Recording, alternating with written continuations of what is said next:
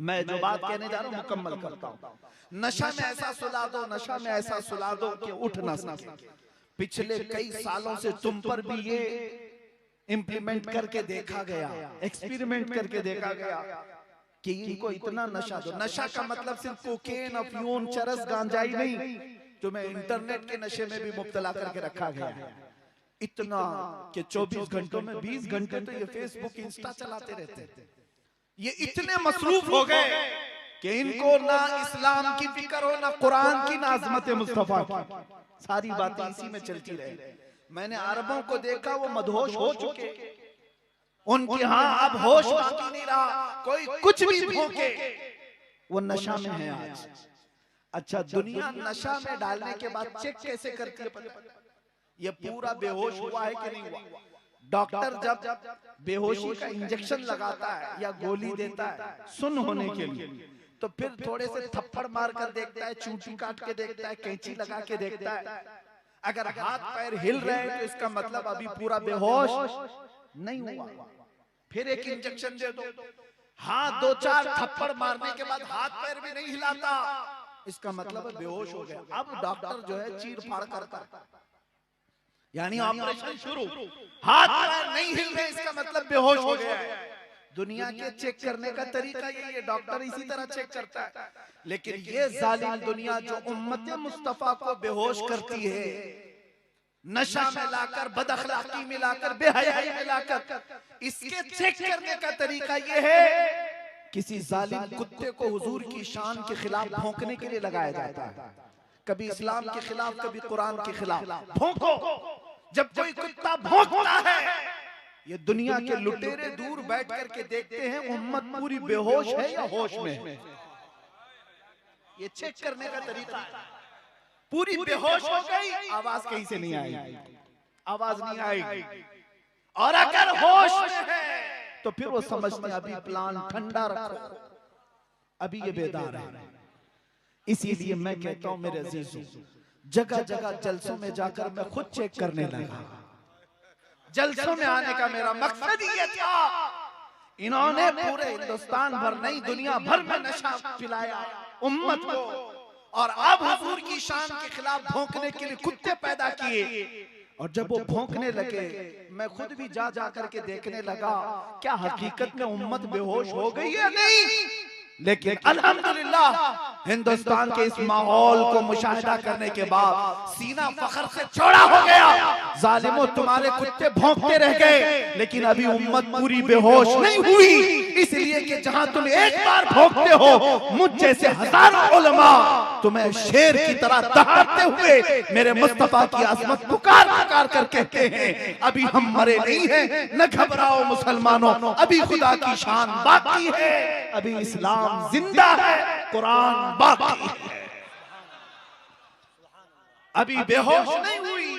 ये तुम्हारे लब्बैक के नारे, ये तुम्हारा मचलना, ये रातों में तुम्हारा जोशो खरोश, इस बात की अलामत है कि अभी उम्मत मरी नहीं है, बल्कि अभी मेरे मुस्तफा के नाम पर मरने को तैयार है, अभी मर मिटने को तैयार है। जब तक ये तुम्हारा हौसला बाकी रहेगा, बेफिक्र रहो, बेफिक्र रहो, कुछ बाल बेका नहीं होगा।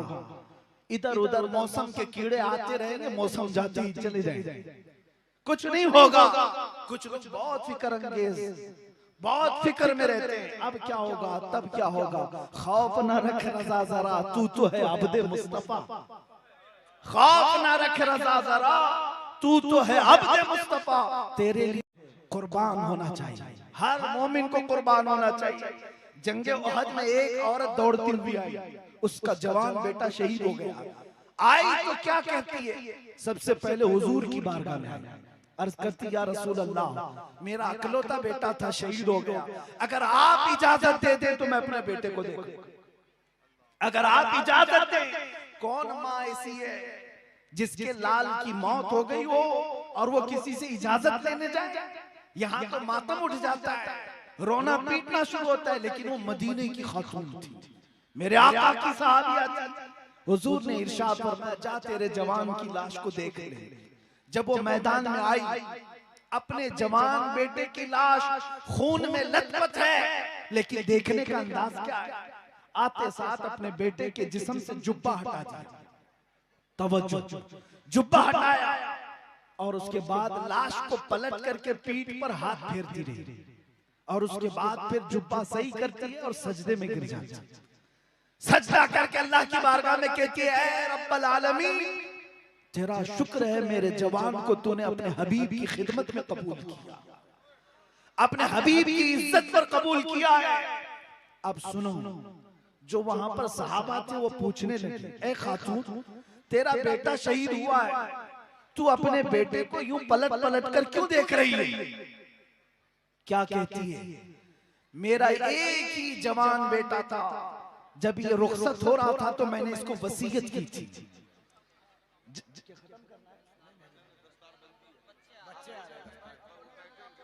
आप लोग बैठ जाइए, बैठ जाइए।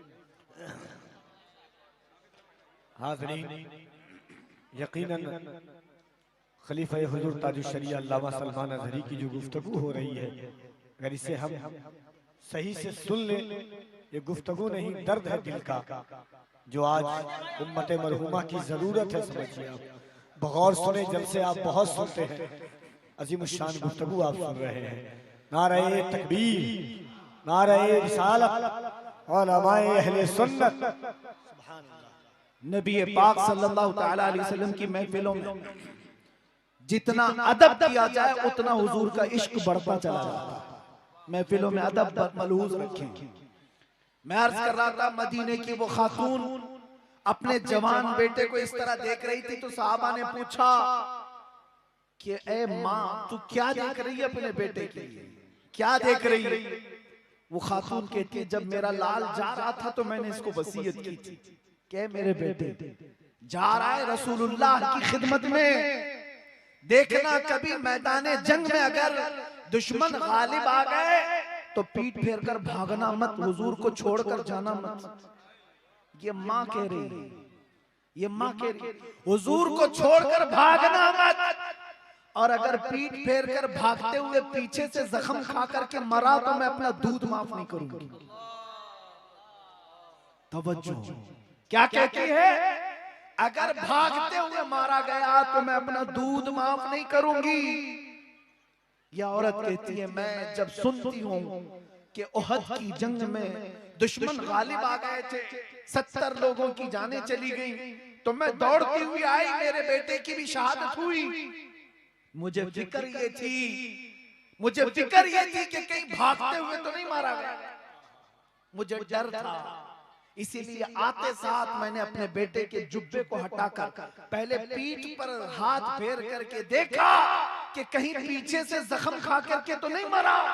मैंने पूरा हाथ फेर करके देखा, फिर सजदे में गिर गई, इसलिए कि मेरे इस जवान लाल की पीठ पर एक भी जख्म नहीं, जितने जख्म खाया है सब सीने पर लेकर के गए। माँ इस बात पर फख्र कर रही है, माँ इस बात पर फख्र कर रही है, मेरा बेटा दुनिया से गया है तो सीने पर जख्म खा करके मेरे मुस्तफा की अजमत बुलंद करके गया। कहाँ है वो माएं, कहाँ है वो अजमत वाली खवातीन? अजीजा ने गिरामी वक़ार, आप हरगिज ना घबराएं कि अगर हमारे बच्चे मुस्तफा करीम की इज्जत के लिए खड़े होते हैं, औरतों में से कोई उसे ये ना कहे हालात खराब है घर में बैठ जा। अगर कोई औरत कहती है तो कल को इतने हालात खराब होंगे कि तुम्हारी इज्जत नोचने वाले कुत्ते भी आ जाएं, ये जवान तुम्हारी इज्जत नहीं बचा सकेंगे। इनको आज इतना इतना सिखा दो कि हमारी इज्जत अपनी जगह पर, पहले रसूलुल्लाह की इज्जत बचाने निकलो।